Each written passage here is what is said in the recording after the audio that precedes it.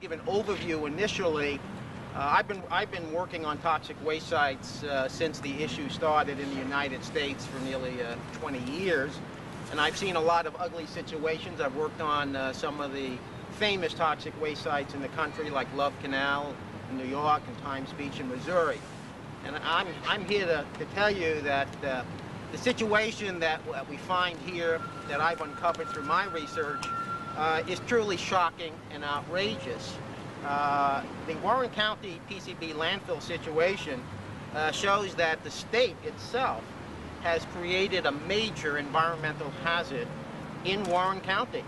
That is, in attempting to solve what it said was a serious problem originally in 1978, it now has created a new environmental problem for the citizens of Warren County. The Warren County toxic waste landfill is not safe, it's not state-of-the-art, and it would never be approved by any governmental environmental agency in the United States. So what we have here is a situation that cries for a solution, and the solution is exactly what the governor had promised back in 1982 when the citizens initially opposed the siting of the landfill. The solution is to detoxify the landfill. We'll clean it up with a permanent remedy.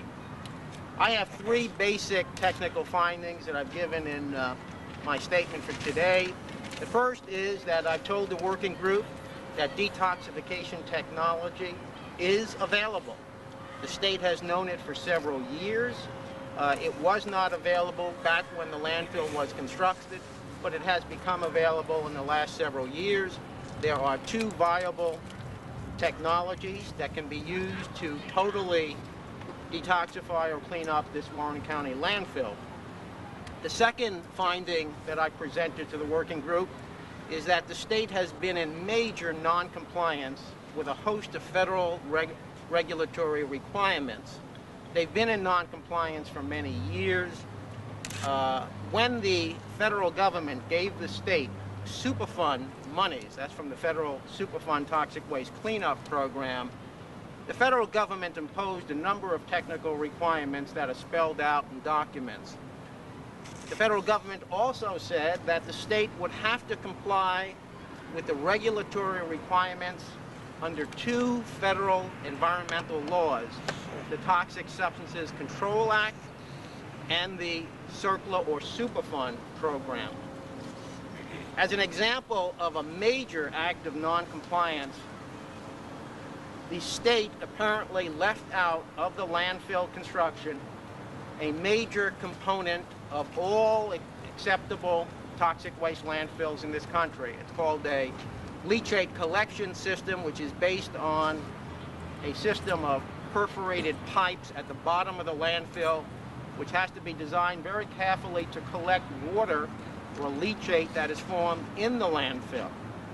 In 1978, when the state submitted its package to the U.S. EPA to obtain money to construct the landfill, it provided the original design of that landfill.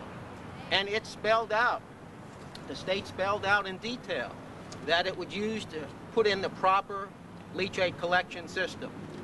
But all available documents show, and I've discussed this with a key state official, there is no doubt that this perforated pipe system was not installed when the landfill was constructed in 1982 and 1983. This is serious non-compliance because, in fact, my research has shown that this landfill has never had a functioning, effective leachate collection system since it was completed in 1983. As no toxic waste landfill in this country would ever be allowed to be designed, constructed, and operated without an effective leachate collection system. In fact, the state discovered in 1990 that it had 1 million or more gallons of water in this landfill. This is never supposed to happen in a toxic waste landfill.